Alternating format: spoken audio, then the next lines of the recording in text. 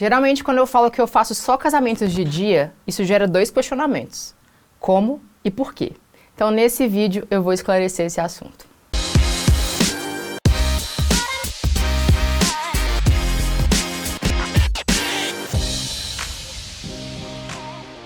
Eu estou no mercado de casamentos há 8 anos e nessa trajetória eu já experimentei de tudo. Casamento em igreja à noite, com festa no salão depois, casamento que era só almoço, elopement a dois, casamento na fazenda, na praia, no sítio, casamento cristão, umbandista, católico, casamento celebrado pelo tio, pelo pastor, pelo cupido. E a verdade é que depois de um tempo a gente começa a perceber quais eventos conversam mais com a gente, seja com a nossa identidade ou com o nosso estilo de vida. Então, como é que foi esse processo para mim? Os casamentos com luz natural têm uma estética que me agrada mais. E aqui é bom esclarecer, ainda mais na internet, né, que isso é uma questão pessoal, isso é gosto. E gosto é uma coisa muito subjetiva. A ideia desse vídeo não é discutir se o casamento X é melhor que o casamento Y, até porque essa resposta não existe. Mas, voltando, o visual dos casamentos de dia, uma luz de janela que entra no making off, um flare que aparece na cerimônia, a questão de estarem os convidados também iluminados, a possibilidade de fazer um ensaio pós-cerimônia naquela luz do pôr do sol, enfim, são muitos detalhes que me encantam. E tem uma questão técnica envolvida também. Eu comecei a perceber que nos casamentos noturnos, a iluminação artificial variava muito de um para o outro. E até mais nos casamentos que eram fora da igreja, porque dentro da igreja, a iluminação, hora era fria, hora era quente, mas se você trabalhava muitas vezes no mesmo local, você já sabia mais ou menos o que esperar, porque tinha uma iluminação da própria igreja. Agora, nos casamentos que são em salões de festa, em locais abertos, à noite, eles dependem inteiramente da iluminação cênica que o pessoal da decoração vai fazer. E isso é uma coisa que você vai descobrir lá na hora. Já aconteceu de eu ver um altar iluminado, os convidados no breu. Teve uma vez que eu fiz uma entrada da noiva e atrás da entrada dela tinha uma árvore iluminada por aquela luz verde de jardim e isso refletiu nela, então ficou uma coisa meio Hulk. É claro que dá para ter conversas prévias, para orientar o casal, mas muitas vezes a coisa toda foge do nosso controle. E dentro disso vem o fato de eu não dominar completamente a iluminação artificial. É claro que eu sei os princípios básicos, me viro bem, mas eu não sou uma autoridade no assunto, nunca fui a pessoa que investiu muito tempo, nem muito dinheiro em equipamentos disso, não gosto de ficar carregando mais bags para levar coisas de iluminação. Inclusive, esse foi um dos motivos que me fez migrar bem cedo para a Sony, a questão dela aguentar um ISO mais elevado. E até na logística do dia em si, de ter que ir mais cedo para a cerimônia, para montar a luz, para testar a luz, eu percebi que era um tempo que eu e a minha equipe podia estar com a noiva, com o noivo no making off, gerando ainda mais conteúdo para a história, que sempre foi o meu foco. Aliás, foi outra mudança que eu percebi ao fazer os casamentos diurnos, que a maioria deles acontecia tudo, making off, festa, cerimônia, no mesmo local. Então eu acabo ganhando um tempo de qualidade para produzir mais imagens que em outros casos eu gastaria me deslocando de um lugar para o outro. E aproveito esse momento aqui para dizer que os casamentos de dia, aliás, deixa eu esclarecer uma coisa aqui que eu devia ter falado no início do vídeo.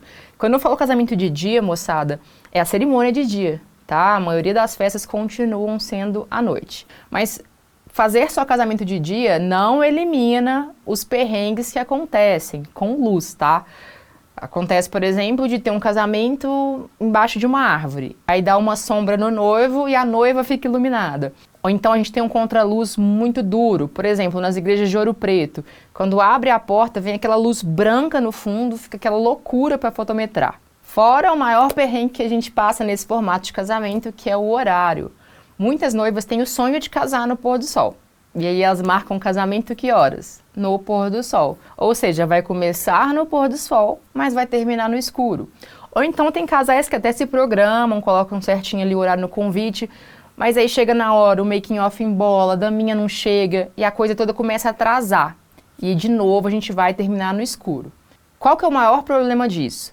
Um casamento que foi pensado para ser de dia, dificilmente o decorador vai montar um esquema de iluminação ali. Afinal de contas, o rei sol ia iluminar, né? Já aconteceu, não foi nenhuma nem duas vezes, de eu ver casamento sendo iluminado por LED de videomaker. Achei importante fazer esse adendo aqui, porque às vezes a gente tem a impressão que só nos nossos eventos é que as coisas dão errado e para todo mundo dão certo. Mas ó, quem vê close não vê corre não, viu? Mas no início do vídeo eu te falei que existe o fator estilo de vida envolvido também. Eu nunca fui uma pessoa muito da madrugada. Eu tive lá minha fase de balada na faculdade, mas de forma geral nunca fui de trocar a noite pelo dia. Não era aquela pessoa que estava 3 horas da manhã super acesa. E de repente eu me via fazendo casamentos em que a festa ia começar 10 horas da noite, ou seja, 3, 4 da manhã a gente estava ali no batidão ainda. E eu comecei a perceber que meu rendimento era diferente de um casamento que meia-noite tinha acabado, por exemplo. A gente precisa fazer essa autoanálise de tempos em tempos. E isso tudo começou a se refletir no meu sono, nos meus horários que começaram a ficar desalinhados com o da minha família e até no meu planejamento de dia a dia mesmo. Então, espero que tenha ficado claro que não foi uma decisão que eu tomei, eu ia falar aqui do dia para a noite, mas aí é um trocadilho muito grande com o tema, né? Mas que foi uma decisão que eu amadureci por muito tempo e que eu levei muita coisa em consideração, como você pode perceber aí. Eu sei que muita gente que está assistindo esse vídeo está nesse dilema de querer mudar de nicho, mas ao mesmo tempo fica inseguro nesse processo. Então não é raro as pessoas me perguntarem como que eu fiz essa mudança, onde que eu encontrei esses clientes, como é que eu comuniquei isso. Ó, eu confesso que todo esse processo de tomada de decisão, de estratégias que eu fiz, porque tem muita estratégia envolvida, viu? Não é só achar que colocar na bio casamentos de dia vai virar a chave por aí, não. Mas todo esse passo a passo é uma coisa que eu deixo exclusiva para o meu workshop. Não seria nem justo com os meus alunos que eu passasse tudo isso aqui. E vocês sabem que conteúdo é uma coisa que eu compartilho mesmo. Então vou aproveitar aqui para fazer alguns segundos de merchan do workshop. Se você não tem interesse nenhum, faz o seguinte, pula para esse minuto que está na tela. O workshop é uma imersão presencial que acontece só uma vez por ano. São 2 dias inteiros e é limitado a no máximo 25 alunos, porque eu quero realmente ter um tempo de qualidade 1 para 1. O workshop é diferente do curso online, porque o curso online ele é focado em narrativa, em como que a gente conta as histórias em vídeos e faz o nosso trabalho destacar. O workshop ele é mais abrangente. A gente vai falar de carreira, mercado, marketing, posicionamento, tem análise de portfólio. Eu não sei quando que você está vendo esse vídeo, mas a melhor maneira de saber quando vai ser o próximo é me acompanhando no Instagram. Pronto, fim do merchan. Acho que o maior conselho que eu posso dar aqui, mesmo sem entregar todo o processo, é o seguinte: tenha coragem de assumir as consequências de escolher um nicho específico. Porque se você quer se tornar uma referência, atender só tal formato ou tal tipo de cliente, você vai ter que negar todos os outros formatos. Só que muita gente tem medo de falar não.